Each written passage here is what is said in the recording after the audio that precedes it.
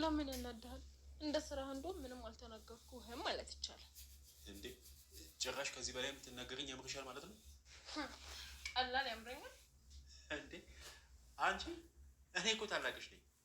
እኔ ስለዛ ብያለሁ። እንዴት ወኩ ታናሽ ብትሆንማ አሳይክ ነበር። እሺ ቆይ እሺ ታናሽ ቢሆን ምን ታደርጊ ነበር? ሱሪክን አውልቄ ነበር ልብልብ አድርጌ የምገርፍክ። እሺ አንቺ ባለጌ፣ እኔን ሱሪዬን አስወልቀሽ የምትገርፊኝ? ቀላል ገርፍ ነበር።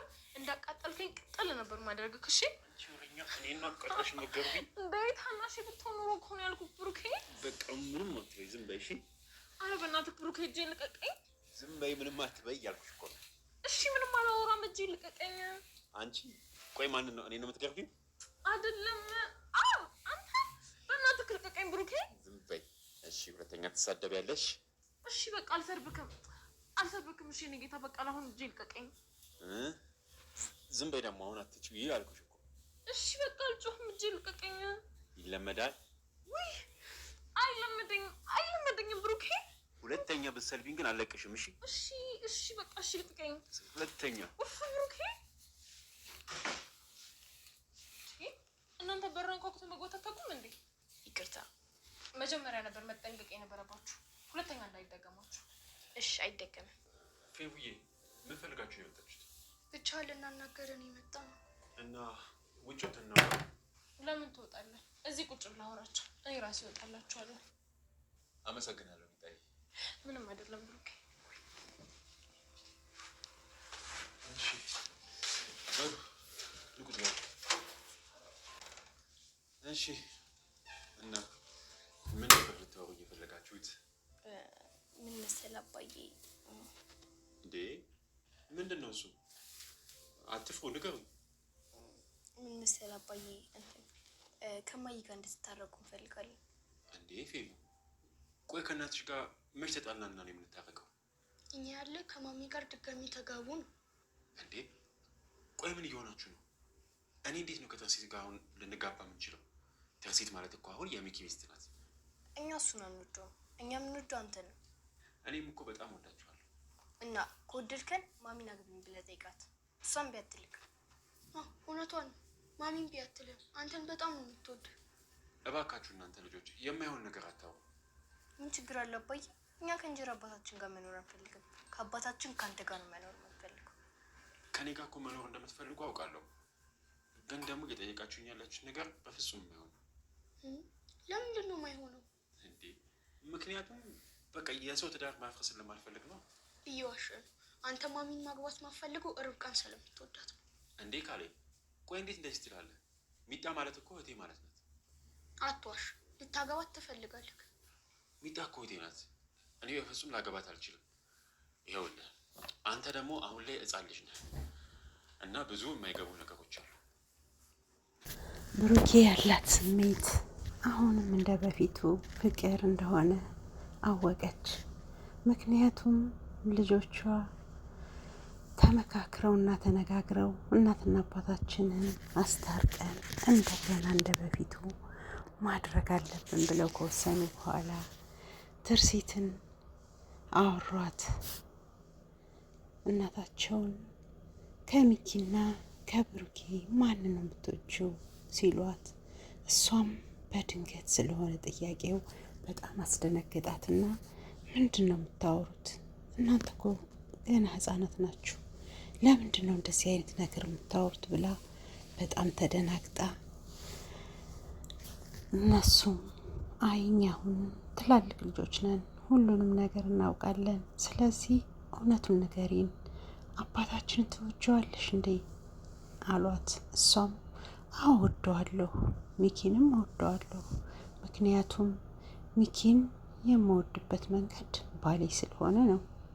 ብሩክን ደግሞ እንደ ወንድሜ እወደዋለሁ። ስለዚህ ሁለቱንም እወዳቸዋለሁ አለቻቸው።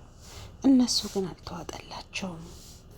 አይ እስካሁን ድረስ የምትወጂው ከሆነ እንደ ወንድምሽ ታፈቅሯለሽ ማለት ነው አሏት። እናም ኖ እንደዛ እንዳትሉ ብላ በጣም ተናደደችባቸውና ሴቷ ጥላ ሄደች። ወንዱ ልጅ ደግሞ እማዬ ምን ሆነሽ ነው? የምትለያዩ ከሆነ እኮ እኔ ካንቺ ጋር ነው የምሆነው። እኔ በጣም እወድሻለሁ እያለ ማጽናናት ጀመረ። ምክንያቱም እናቱ እንደተከፋች ሲያውቅ እሷን ለማጽናናት ብሎ እንጂ አባቱ ጋር መኖር ስለማይፈልግ አይደለም። ከዛም እናቱ አንተም የምታስበው እንደ እህትህ ነው አለችው። አዎ እማዬ፣ እኔም እንደሷ ነው የማስበው አላት። አብራችሁ ብትኖሩ ደስ ይለኛል አለችው። እናም አይ እኔ እኮ አሁን ባለትዳር ነኝ፣ የሚኪ ሚስት ነኝ፣ ሚኪ ደግሞ ለእናንተ እንደ አባታችሁ ነው አለችው። እሱ አይ እኛ የምንፈልገው አባታችንን ነው አላት። እናም ትርሲት በዚህ መሀል ተወጥራ ራሷ ጋር ማውራት ጀመረች። ሚኪን እወደዋለሁ ወይስ ደግሞ በሀዘኔ ስላጽናናኝ ውለታ ሆኖብኝ ነው እያለች ስታወጣና ስታወርድ፣ ነገር ግን በአእምሮዋ የመጣላት ነገር ሚኪን ውለታ ስላደረገላት እንደምትወደው እንጂ የምታፈቅረው እስካሁንም ድረስ ብሩክ እንደሆነ ገባት። እናም አሁንም ብሩክን የራሷ ለማድረግ ጊዜ መፍጀት እንደሌለባት ልጆቿ ነግረዋታል። ምክንያቱም ብሩክ ሚጡን እንደሚወዳት ነግሯታል። እናም ትርሲት ከራሷ ጋር ማውራት ጀመረች። በቃ እንደዛ ከሆነ ብሩክን የምወደው ከሆነ ወደ ራሴ መመለስ አለብኝ፣ ጊዜ መፍጀት የለብኝም። ምክንያቱም ጊዜ የምፈጅ ከሆነ እሱ ከርብቃ ጋር ይሆናል እያለች ለራሷ መንገድ ጀመረች።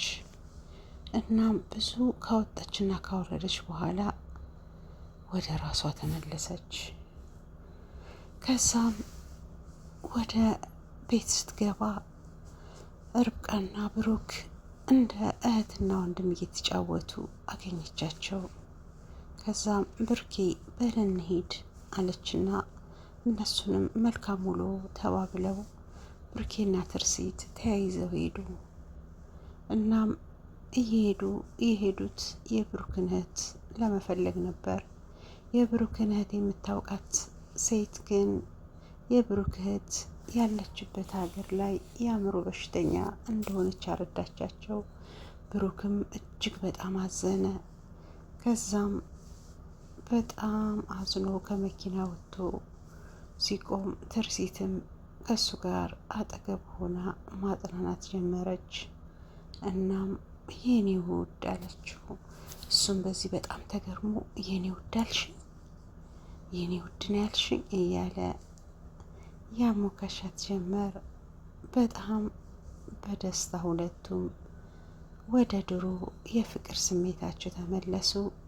በሌላ መንገድ ደግሞ ልጆቻቸው ሌላ እቅድ አውጥተው እናትና አባታቸውን የሚያገናኙበትን መንገድ ጨዋታ እንጫወት ብለው ቤተሰቡን ሰበሰቡ። ከተሰበሰቡም በኋላ ሚኪን ርብቃን እንዲስማት ካደረጉ በኋላ አባታቸው ደግሞ እናታቸውን እንዲስማት አደረጉ።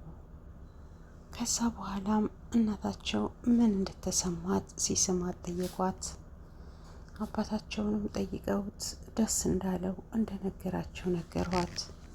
እሷም ለነሱ ምንም እንኳን መልስ ባትመልስላቸው ከነሱ ጋር ከወጣች በኋላ ግን ለራሷ ስታወራ ብሩኬ አንተም ስለ ሳምከኝ ደስ ብሎሃል አይደል? እኔም በጣም ደስ ብሎኛል እያለች ለራሷ መንገድ ጀመረች። ወደ ብሩክ የምትጠጋበት አንድ እርምጃ እንደሆነ ማሰበች። ብሩክን የራሷ ለማድረግ ወስናና ቆርጣ ተነሳች። ስለዚህ ልጆቿም ያሰቡትና ያቀዱት እቅድ ስኬታማ ሆኖላቸዋል። አሁን ብሩክና ትርሲት ማንም ሰው ሊመልሳቸው የማይችል የፍቅር ማዕበል ውስጥ ገብተዋል። ምክንያቱም እነሱ ድሮም እየተዋደዱ የተለያዩ ባልና ሚስት ናቸው። ትርሲት ብሩክ ከሞተ በኋላ ከ2 ዓመት በላይ ጥቁር ልብስ ለብሳ አዝናለች። ስለዚህ ያንን እንደዛ የምታፈቅረው ባሏ በህይወት ኑሮ ከሌላ ሰው ጋር ምን ህይወት ትኖራለች? ሚኪ ግን በጨዋታው ራሱ በጣም አብዷል። ተናዶ ጨዋታውን አቋርጦ ሄዷል። ውድ ቤተሰቦቼ ኪያ ድራማ እንግዲህ እያስተማረ እያዝናናን ይህንን ይመስል ነበር የዛሬው ፓርት። በቀጣይ በአዲስ ቪዲዮ ተመልሼ እስከማገኛችሁ መልካሙን ሁሉ እየተመኘሁላችሁ፣ ለዚህ ቻናል አዲስ ከሆናችሁ ሰብስክራይብ እያደረጋችሁ ወደ ቻናል የተቀላቀሉ